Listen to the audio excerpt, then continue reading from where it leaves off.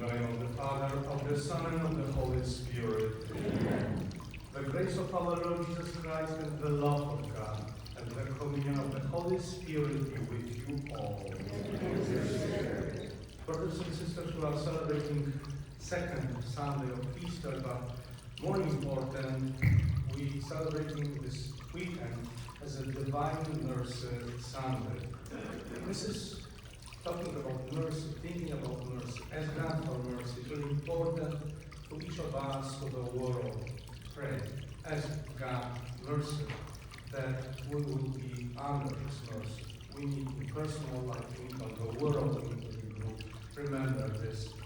And also this weekend, what we usually do in Divine Mercy Sunday, distribute the sacrament of anointing. After Creed, I will go around the people who need the sacrament who will distribute this.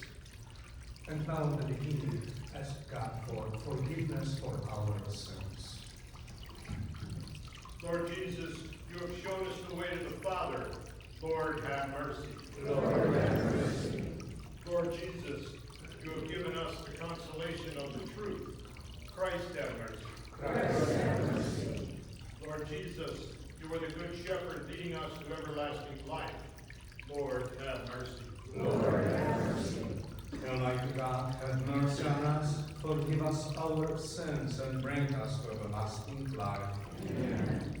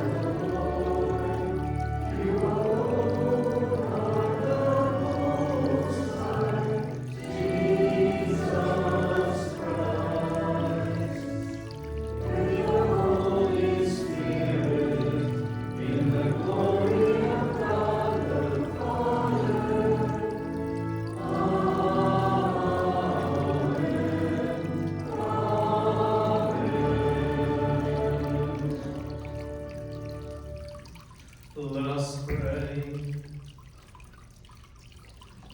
God of everlasting mercy, who in the very recurrence of the Paschal feast kindle the faith of the people you have made your own, increase, we pray, the grace you have bestowed, that all may grasp and rightly understand in what found they have been washed, by whose Spirit they have been reborn, and by whose blood they have been redeemed.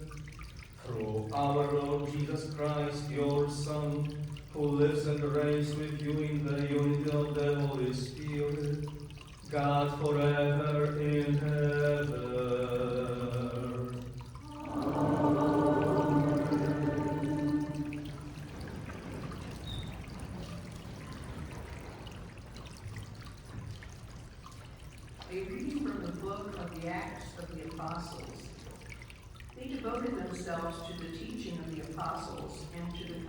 life, to the breaking of bread and to the prayers. Awe came upon everyone, and many wonders and signs were done through the apostles. All who believed were together and had all things in common. They would sell their property and possessions and divide them among all according to one's needs. Every day they devoted themselves to meeting together in the temple area and to breaking bread in their homes. They ate their meals with exultation and sincerity of heart, praising God and enjoying favor with all the people. And every day the Lord added to their number those who were being saved. The word of the Lord. Thanks be to God.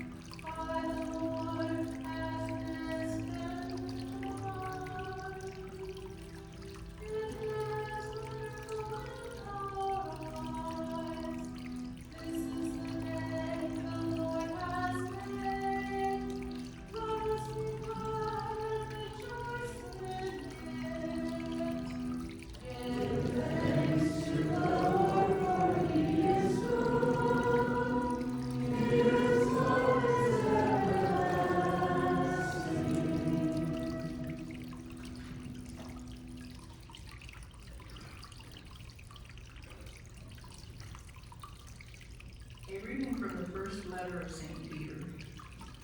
Blessed be the God and Father of our Lord Jesus Christ, who in his great mercy gave us a new birth to a living hope, through the resurrection of Jesus Christ from the dead, to an inheritance that is imperishable, undefiled, and unfading, kept in heaven for you, who by the power of God are safeguarded through faith, to a salvation that is ready to be revealed in the final time.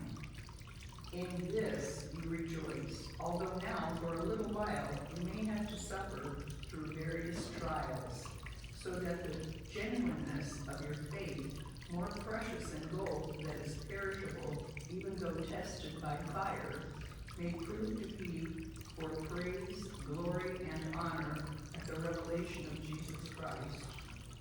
Although you have not seen him, you love him.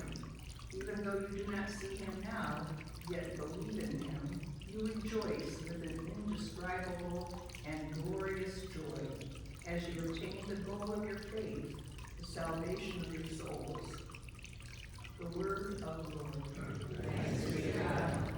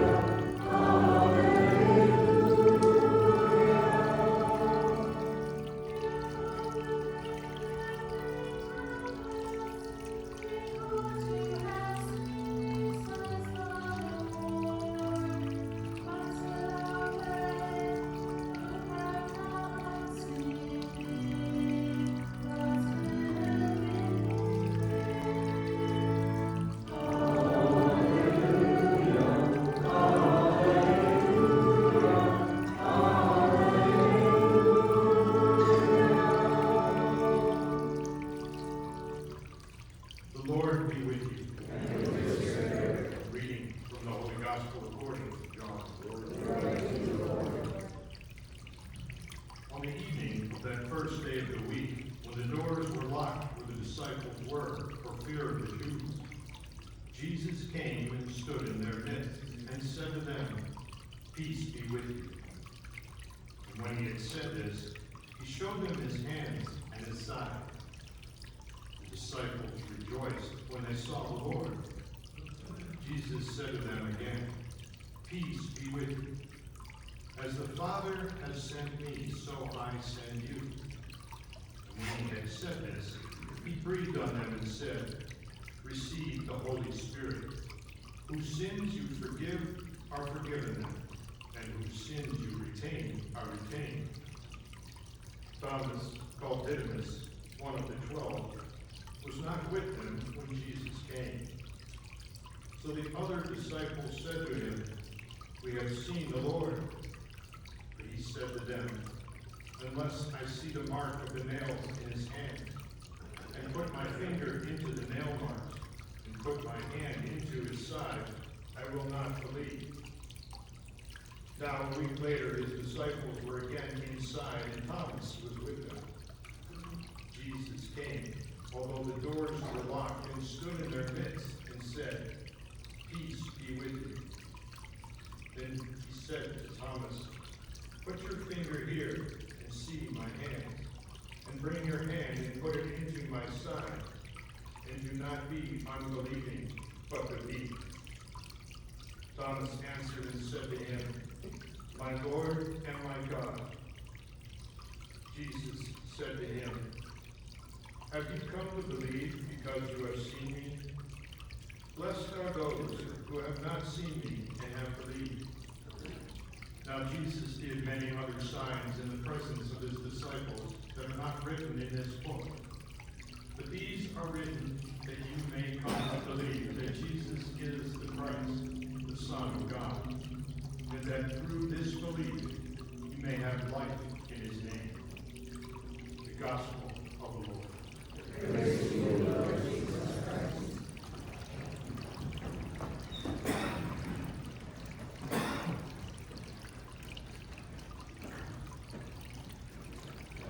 I don't usually go and make a point of speaking a bit about each of the readings, but I think today they flow so well together into Divine Mercy Sunday that I would do that. It shows readings point directly today to the promise that we would probably say is too good to be true, except it is true. If you take the promises for just a moment in time, Jesus' apparitions to St. Faustina Kowalska, from 1905 to 1938, you may be tempted to think, why then? Why not centuries before? Why not today? They're really verification of the fulfillment of Jesus' promises in sacred scripture. They really are part of our salvation history. The early prophets spoke of the Messiah over 20 times over the duration of the centuries before Jesus came in the Old Testament. And each prophet reminded newer generations of the promise God made in Scripture to guide them towards obedience for their own good, to guide them towards salvation and a future life prepared for them by God. We tend to read and hear Scripture and forget that Genesis, the book of Genesis, was written 1,400 years before Jesus. They all kind of flow together and we don't put time into it. The reference to the coming Redeemer made by God in Genesis 3:15, the beginning of the Bible. The Redeemer was to come to defeat the serpent, meaning Satan, after the fall of humanity. Jacob, Moses, Hannah, Isaiah, Micah, and others after them needed to remind the generation they were living in of God's promises. Some of these reminders came with generations between these different people. In the first reading of Acts of the Apostles, we hear how the believers were more interested in caring for each other than themselves. They did so with exultation and sincerity of heart. This is where they found their purpose, their fulfillment and joy day to day. As a result, they received graces daily from Jesus. In the second reading, Peter reinforces by restating sacred scripture the great mercy and the hope. And remember, hope is not something where you wish and it might come true. Hope is take the trustworthy God by his word and believe that God will safeguard our salvation by our faith. Peter reminds us that life will not be easy. We will be tempted. Things will happen, but they aren't there to make us trip and fall. Trials happen to increase our faith.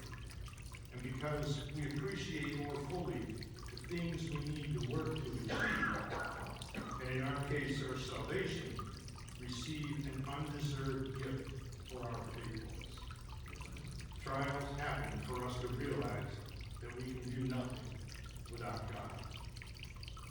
In the gospel, Jesus comes to the apostles and offers them peace. He doesn't force it on them. He offers it to them. They need to receive and accept the good and believe. But then they need to pass on the gift. As the Father has sent me, so I send you. Just like the apostles, just like the first reading, where they live together and share everything. The readings today can be summed up by an unending cycle of believing, sharing, and receiving. Remember, James said, faith without works is dead. So Jesus' apparitions throughout the centuries have been verified by the church after intense scrutiny. They need to be scrutinized so that we can trust that it has happened and the message that is passed on is true. Jesus' apparitions of Saint Faustina received the same scrutiny. They too are a continued reaffirmation of the scriptures.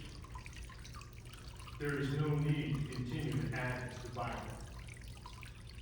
Yet, just as in biblical times, God visited his people. He would not abandon them. He won't abandon us either. And that's why we continue to have apparitions of Mary through the centuries, as well as apparitions of Jesus. During Jesus' visits to St. Faustina, he told her to keep a diary to record her spiritual experiences and the messages of divine mercy which Jesus Jesus revealed as his greatest attribute. Over the years, Jesus revealed 17 things to Sister Faustina about his divine mercy. Her diary is available to anyone who wishes to read it.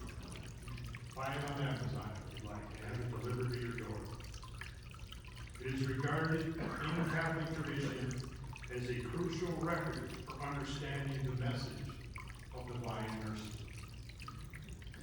This day of Divine Mercy Sunday, is a great day to start listening and living what Jesus himself tells us. Pope Benedict said it was a central message for our time. Mercy as the central force of God, as the divine limit against evil of the world. I have 17 quotes written in this homily from St. Faustina that Jesus wanted everyone to know about divine mercy. I'm not going to read them all because if I did, we'd be here for 20 minutes. As a result, I'm not going to, as I say, I won't read them all. But if someone would like a complete copy of this, give me your phone number so I can text it to you, or an email so I can send it to you. Or buy the book and read them yourself. As a result, number one, the desire of the Feast of Mercy to be refuge of shelter for all souls, especially for poor sinners. On that day, the depths of my tender mercy are open.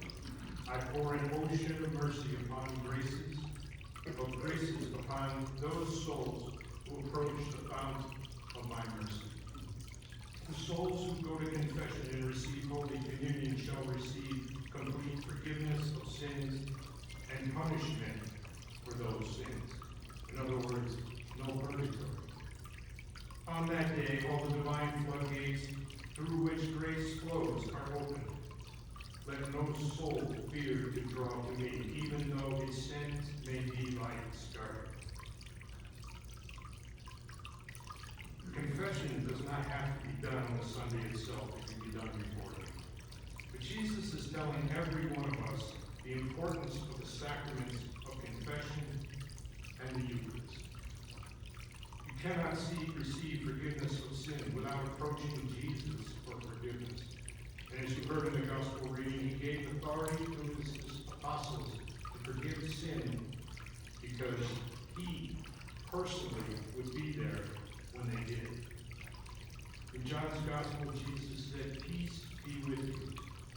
And he breathed the Holy Spirit upon them. And it is written, as anyone knows that Jesus is always with them. He said to them, "Whoever sins you forgive are forgiven, and whoever sins you retain are retained." Jesus' Spirit is with and in those priests in confession, and therefore they and Jesus, but Jesus is the one who is guiding the priest and forgiving your sins. You receive Jesus' divine mercy from him in the confession. When you come to our Lord, the Christ, the Messiah, with all his healing love, peace, and grace in the Eucharist. Man will not have peace until he turns to trust in my mercy. That was number 2. Number 4, he who refuses to pass through the door of my mercy must pass through the door of my judgment. These are all excerpts from our diary. My heart flows with great mercy for souls, especially for poor sinners. If only they could understand that I am the best of fathers to them, and that it is for them that blood and water flow from my heart, as you can see in the picture in front of me, as flowing mercy. These rays shield the souls from the wrath of my Father. Happy is the one who dwell in their shelter, for the just hand of God shall not lay hold of them. I desire that the first Sunday after Easter be the feast of mercy.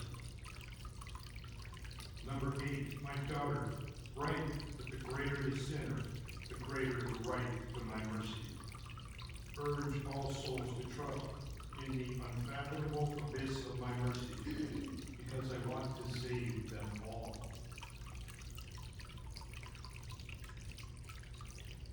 Number 12, I desire trust from my creatures. Encourage souls to place great trust in my fathomless mercy. Let the weak, sinful soul have no fear to approach me. For even if it was more sins than there are grains of sand in the world, all would be drowned in the unmeasurable depths of my mercy. Number 15, I'm offering people a vessel with which they are to keep coming for graces to the fount of mercy.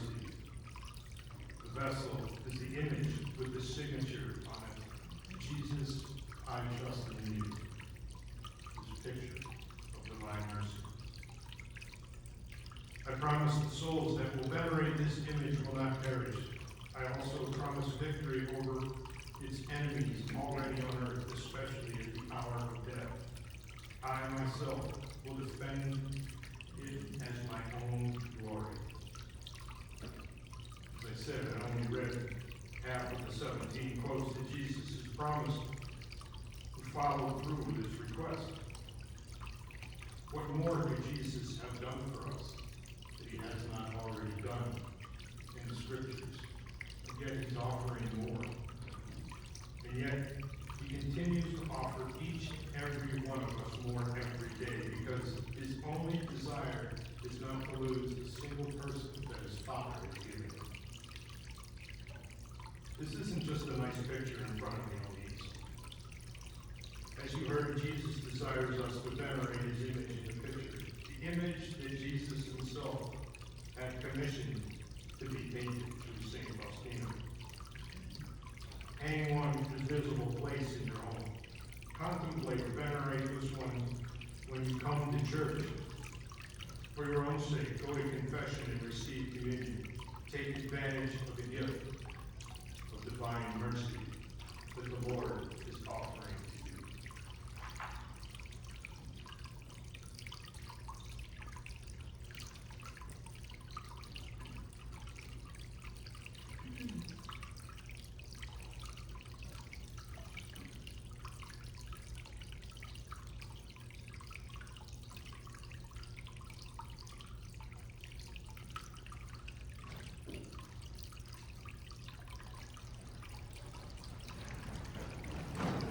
I believe in one God, The Father Almighty, maker of heaven and earth, of all things visible and invisible.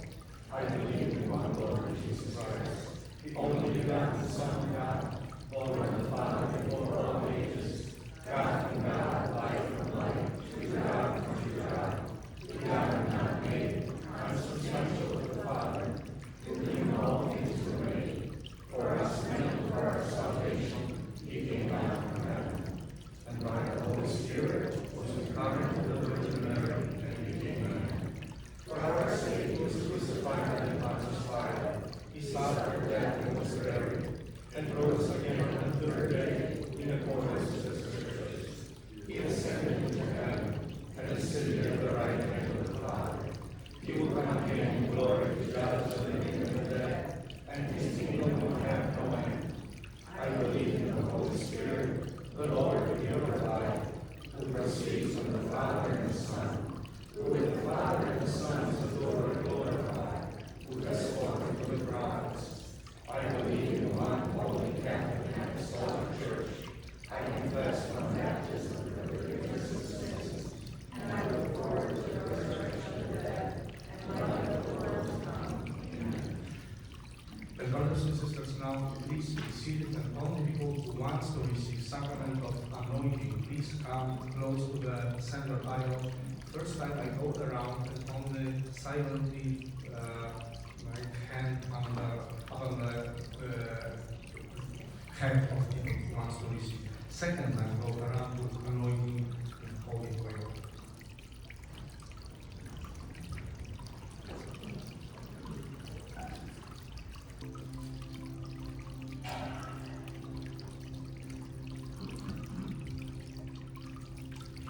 Please stand up, everybody. in heaven, through his holy anointing, grant our brothers and sisters comfort in their suffering. When they are afraid, give them courage. When afflicted, give them patience. When dejected, afford them hope. And when alone, assure them of the support of your holy people, with this through Christ our Lord. Amen.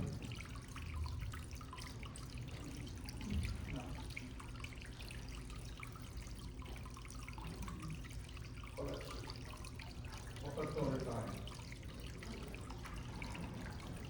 Whatever the question.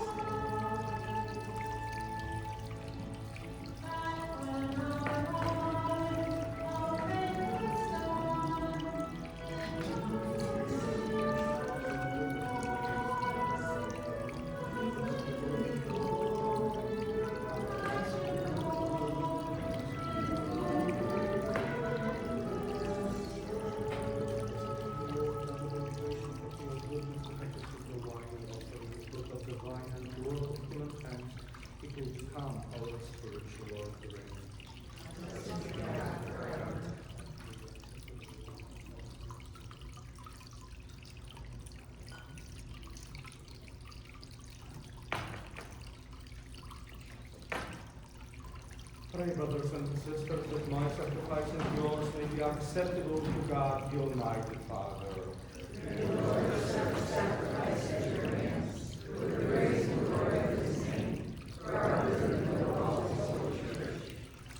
Accept, O Lord, we pray, the oblation of your people and of those you have brought to new birth, that renewed by confession of your name and by baptism, may they attain unending happiness through Christ our Lord. Amen. The Lord be with you. Lift up your hearts. Let us give thanks to the Lord our God. It is truly right and just, our duty and our salvation, always and everywhere, to give you thanks, Lord, Holy Father, Almighty and eternal God. For he is the true Lamb who has taken away the sins of the world. By dying, he has destroyed our death, and by rising, restored our life. Therefore, overcome with paschal joy, every land, every people exalts in your praise, and even the heavenly powers with the angelic host sing together the unending hymn of your glory as they acclaim.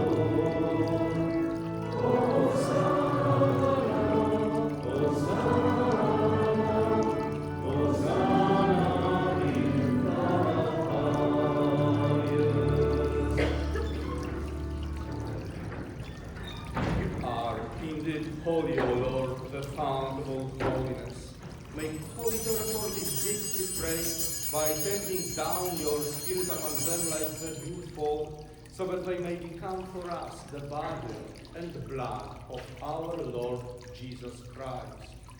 At the time he was betrayed and entered willingly into his passion, he took bread and giving thanks broke it and gave it to his disciples, saying, "Take this, all of you, and eat of it, for this is my body, which will be given up for you."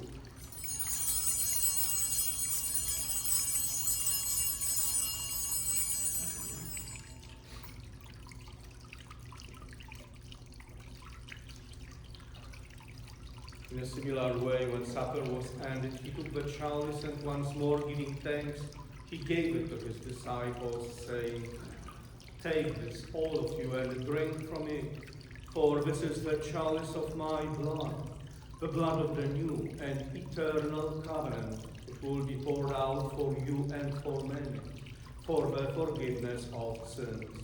Do this in memory of me."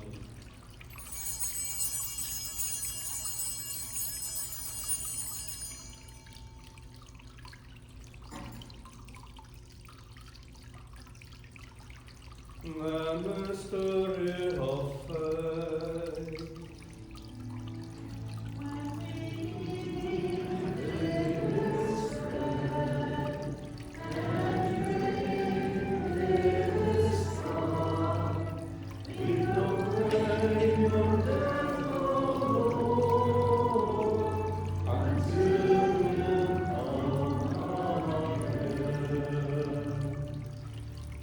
Therefore, as we celebrate the memorial of his death and resurrection, we offer you, Lord, the bread of life and the chalice of salvation, giving thanks that you have held us worthy to be in your presence and minister to you. Humbly we pray that partaking of the body and blood of Christ, we may be gathered into one by the Holy Spirit. Remember, Lord, your church spread throughout the world and bring her to the fullness of charity, together with Leo XIV, our Pope, and Edward, our Bishop, and all the clergy. Remember also our brothers and sisters who have fallen asleep in the hope of the resurrection, especially remember Ursula and Art Strozetsky, for whom we pray at this Mass, and also Emily Evanson, who recently passed away, and all who have died in your mercy. Welcome them into the light of your face. Have mercy on us all, we pray, but with the Blessed Virgin Mary, Mother of God, and Blessed Joseph, her spouse, with the blessed apostles, and all the saints who have pleased you throughout the ages, we may merit to be co-heirs to eternal life, and may praise and glorify you through your Son, Jesus Christ. Through him, and with him, and in him, O God, Almighty Father, in the unity of the Holy Spirit, all glory and honor is yours, forever and ever.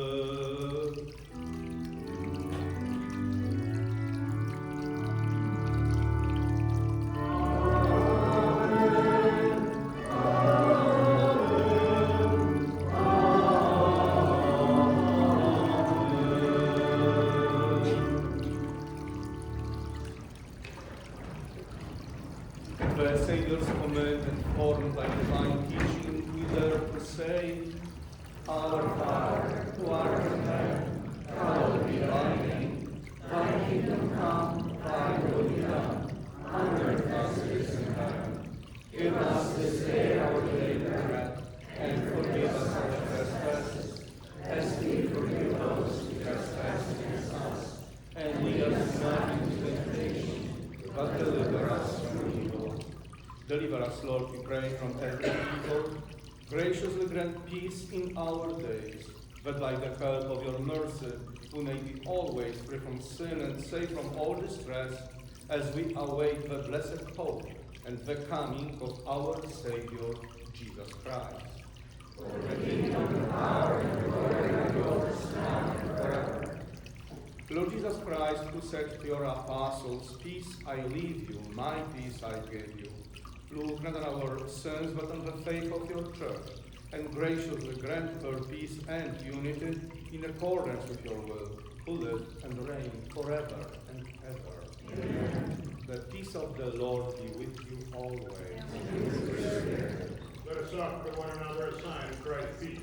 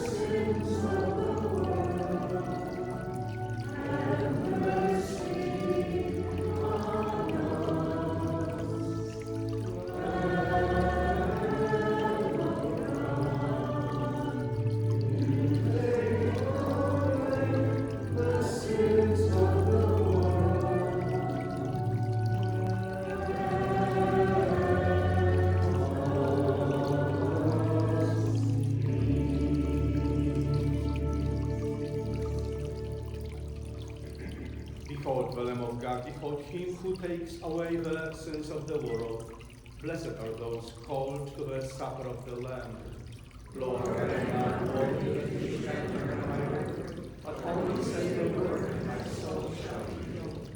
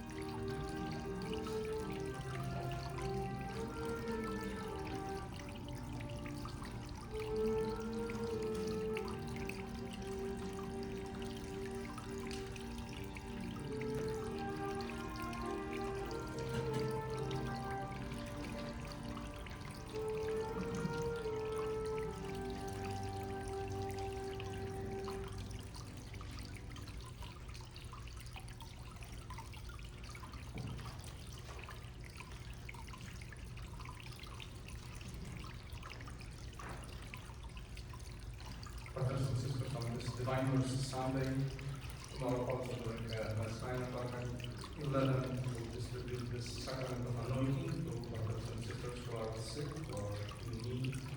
And tomorrow, because it's Divine Mercy Sunday, we make special prayer at 3 p.m.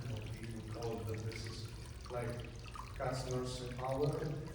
Not Mass, but we, our regular prayer adoration, the sacrament on the altar, and pray Divine Mercy Chaplet, Litany, Rosary also for mercy, because we need prayer for mercy. We need God's mercy on the world, to each of us, but it has not to be strong in our prayer, just remember.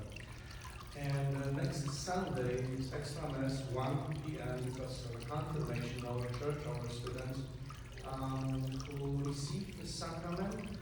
And tomorrow after Mass at 11 is a practice for students and witnesses of God. Terence wrote this confirmation, just remember this, especially students that will come for practice tomorrow. And what we have a regular Tuesday adoration of the Blessed Sacrament of the altar, like every Tuesday, 2 p.m. Every Tuesday, pray Divine Mercy Chaplet together at 16, the Rosary prayer, followed with the benediction, standing of adoration. Just remember this especially. Pray God, ask God for mercy. Please stand up. Let us pray. Grant, we pray, Almighty God, that our reception of this Paschal Sacrament may have a continuing effect in our minds and hearts, through Christ our Lord.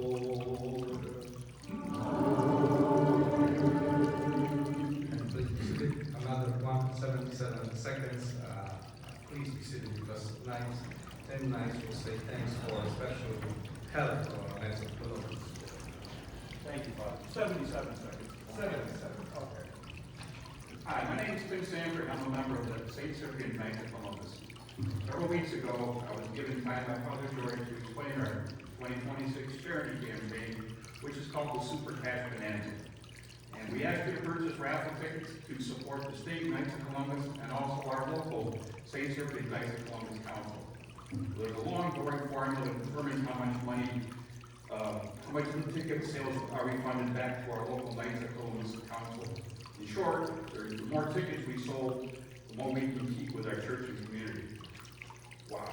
Well, on behalf of the Knights of Columbus, we want to extend a huge thank you to everyone who participated in our ticket sales.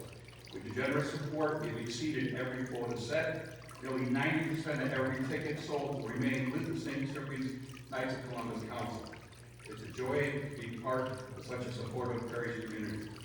Remember, we're required to use the money raised here for charitable donations. Charity is one of our core principles in the Knights of Columbus.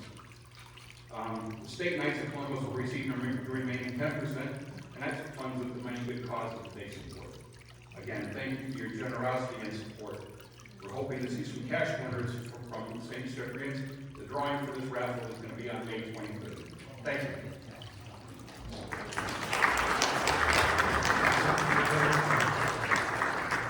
I am regretted again. Thank you for our group existing in our birth, but for the last different group, like most important, Knights of Columbus, who are helped with our birth, Ladies Guild, who also really helped our birth. Not competition between them, good together. And for sure, we welcome any new members, the Knights of Columbus and the Ladies Guild, just remember. And please stand up, and we say our extra Hail Mary for peace on the world, for mercy in the world, mercy to each of us, and also thanks to God for existing groups in our parish, and for our brothers and sisters who are sick, who receive the sacrament of anointing. Hail Mary, full of grace, the Lord is with thee.